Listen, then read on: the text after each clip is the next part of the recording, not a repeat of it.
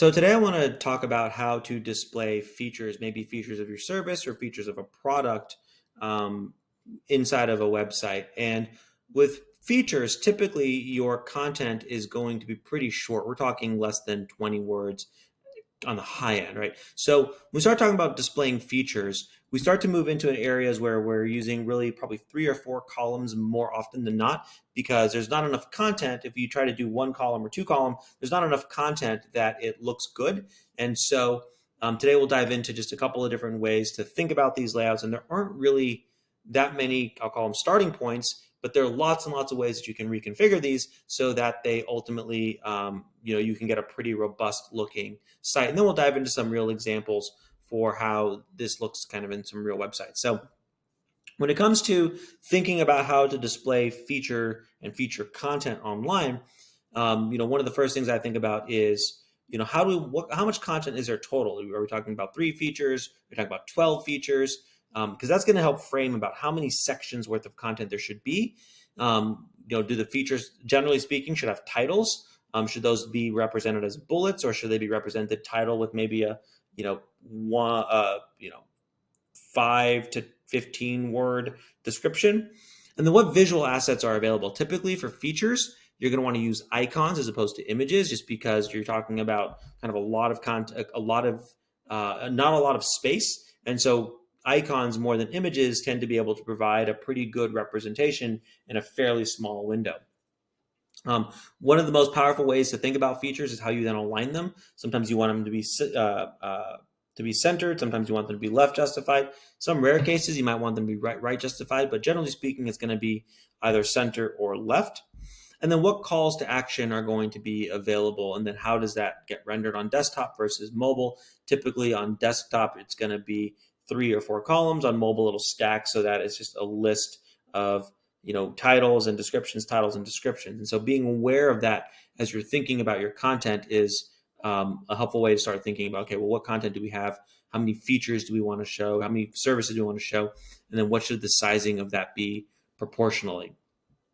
So let's dive into one of the most common feature paradigms here, which would be the 3 column with heading. And so in a previous episode, I talked about how to display 30 to 50 characters, 30 to 50 words in a single column. And so here we see that represented here.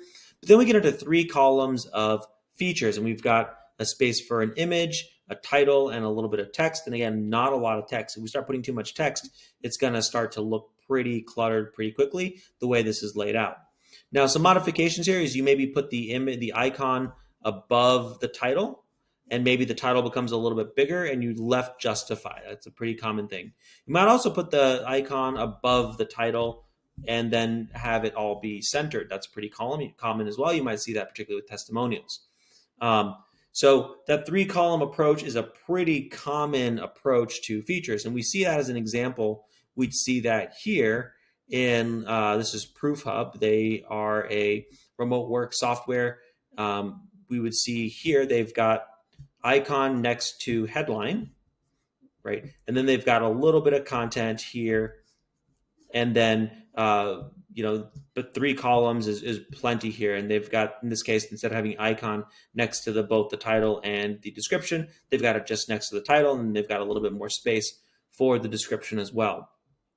Now, let's call this a bonus. One of the other things that they've done with their features is they've used bullets. And so here, they've added a bunch of bullets at the top of the site. So that way your eyes kind of drawn immediately toward bullet, bullet, bullet, bullet, bullet. This is a really clever idea, but it's also not one that you see all that common in a typical kind of landing page design. You would see it much more often in a squeeze page or maybe in a sales kind of page. But I thought that was a pretty clever approach. This company over here is Velocity Global. And here you see they've got 3 columns of features. Here they have the icon above the headline, and then a little bit of content underneath it with a small call to action. And instead of a button, they're just using text link, right? Because when you're talking about features and icons and very small amount of content like this kind of laid out, really less is more. And so you don't want to necessarily have big buttons or anything like that. You want this to be easy to skim. And in fact, I would probably even have cut the size of these icons maybe 40%, but I mean, it looks fine. And so here you kind of see in the wild this kind of 3-column feature approach, title and description, one version here, one version here. In both these cases, though, you don't have a lot of content, and the visual density of the icon and the headline and the description underneath it is designed to be really skimmable. These guys use color really nicely, so it's designed to be really skimmable so that you can just kind of move on to the next thing. 4-column approach is pretty common as well. So you might see an icon with a headline. In fact, you could see a version of this where they just append another column there. This would be a little harder to do. I think it would start to get a little bit cluttered, but this is a very this and this are basically the exact same, except for this one is missing a 4th column. This one has a 4th column, and you could put some content underneath the header as well. And you could also left align if you wanted to, or center it. But you've got kind of a 4-column grid. A bonus approach would be the way Slack does it, and they use these tabs. And again, this is another thing you don't see as common. You're seeing it more common, particularly in SaaS products where they're trying to show you the software in different varieties. And here, so if you were to click on the different tabs, this would change quite a bit, and presumably the area where the call out is, or the area that they show, is going to be focused a little bit differently based on based on the tab that you select. But here again, you see icon and a headline. So very, very, very simple approach: icon, headline, icon, headline, icon, headline, and then clicking on it gives you access to more content. Okay, so when we're talking about features or content less than 20 words, really we're talking about probably using a few more columns than maybe the instance where you've got 30 to 50 words.